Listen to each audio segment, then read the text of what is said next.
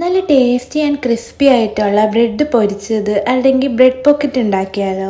ഉണ്ടാക്കാനായിട്ട് നല്ല ഈസിയാണ്, അതുപോലെ തന്നെ നല്ല ടേസ്റ്റുമാണ് കേട്ടോ ഇത് കഴിക്കാൻ. കുറച്ച് വെളിച്ചെണ്ണ ഒഴിച്ചു കൊടുത്തിട്ടുണ്ട്. അത് ചൂടായിട്ട് വരുമ്പോൾ ഇഞ്ചി വെളുത്തുള്ളിയും ചെറുതായിട്ട് കട്ട് ചെയ്ത് ഇട്ട് കൊടുക്കുന്നുണ്ട്. അത് നന്നായിട്ട് മൂത്ത് വരുമ്പോൾ അതിലേക്ക് ഒരു സവാള, പൊട്ടറ്റോ പിന്നെ ക്യാരറ്റും ചേർത്ത് കൊടുക്കുന്നുണ്ട്. നിങ്ങൾക്ക് ആവശ്യമുള്ള വെജിറ്റബിൾ ചേർത്ത് കൊടുക്കാം. ഉപ്പും ചേർത്ത് നന്നായിട്ടൊന്ന് വഴറ്റി എടുക്കുന്നുണ്ട്. ഇതിൽ മാഗി മസാല ചേർത്ത് കൊടുക്കുന്നുണ്ട് കേട്ടോ. ഇത് ചേർക്കുമ്പോൾ ഒരു പ്രത്യേക ടേസ്റ്റ് ആണ് കേട്ടോ. കുറച്ച് ഗരം മസാലയും മഞ്ഞപ്പൊടിയും ചേർത്ത് നന്നായിട്ടൊന്ന് വഴറ്റി എടുക്കുന്നുണ്ട്. കുറച്ചൊരു കുഴമ്പ് രൂപത്തിലാവാൻ വേണ്ടി കുറച്ച് വെള്ളം ഞാൻ ആഡ് ചെയ്ത് കൊടുക്കുന്നുണ്ട് കേട്ടോ. എന്നിട്ട് അതിലേക്ക് കുറച്ച് മല്ലിയിലയും കൂടെ ചേർത്ത് കൊടുക്കുന്നുണ്ട്. ബ്രെഡ് എടുത്തിട്ടുണ്ട്, അതിന്റെ സൈഡ് ഫുള്ള് ഞാൻ കട്ട് ചെയ്ത് കൊടുക്കുന്നുണ്ട് കേട്ടോ.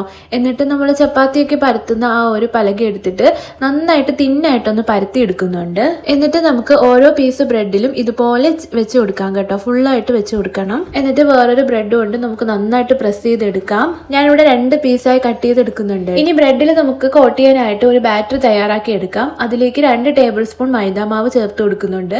എന്നിട്ട് കുറച്ച് വെള്ളം ആഡ് ചെയ്ത് കൊടുക്കുന്നുണ്ട്. എന്നിട്ട് അതിലേക്ക് ഒരു കോഴിമുട്ട നമുക്ക് ഒഴിച്ചു കൊടുക്കാം. അപ്പോൾ നേരത്തെ കട്ട് ചെയ്ത് വെച്ച ബ്രെഡ് നമുക്ക് ഈ ഒരു ബാറ്ററിൽ മുക്കിയെടുക്കാം. ഇത് ബ്രെഡ് ക്രംസും അതുപോലെ തന്നെ കാശ്മീരി ചില്ലി പൗഡറും കൂടെ ചേർത്ത് വെച്ചതാണ് കേട്ടോ. നന്നായിട്ടൊന്ന് മിക്സ് ചെയ്ത് കൊടുക്കുന്നുണ്ട്. ബ്രെഡ് നമുക്ക് ഇതിലോട്ട് നന്നായിട്ടൊന്ന് പൊതിഞ്ഞെടുക്കുന്നുണ്ട്. നല്ല ചൂടായ എണ്ണയിലോട്ട് നമുക്ക് നന്നായിട്ടൊന്ന് ഫ്രൈ ചെയ്തെടുക്കാം. അപ്പൊ നമ്മുടെ അടിപൊളി ടേസ്റ്റ് ആയിട്ടുള്ള ബ്രെഡ് പോക്കറ്റ് ഇവിടെ